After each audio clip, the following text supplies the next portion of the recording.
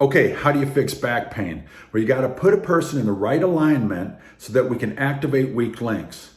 We got to do it in a safe manner so that the person feels comfortable. So you got to do it in a progressive manner that they can build upon.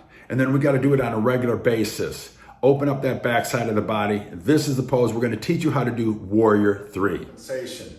Ideally, you make a T formation with extension in the upper body and lift in the backside. So it's sort of like a T with the sides lifted. I just touch my fingertips to the floor here.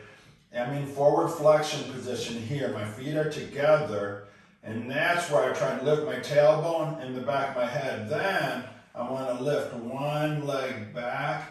And of course, if you notice how I keep that lift in the spine. So whether I'm on my left leg or my right leg, I keep that spine lifted. I'm in extension of the spine.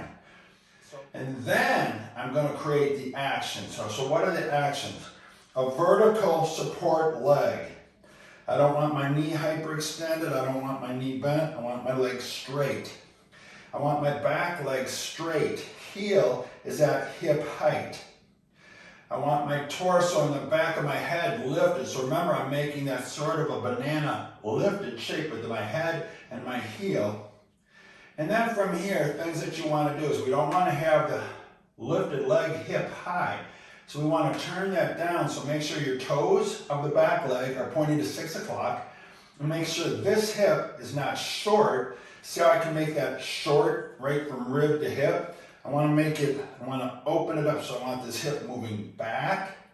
And that is an easier way to get that right hip down. My left hip works back, and I create that nice, strong T formation. And that's what you want to create, because that full extension on one leg and lifting the other leg and lifting the spine creates an opening in the hips in the entire body like very few poses can. It's an amazing pose to help balance your hips.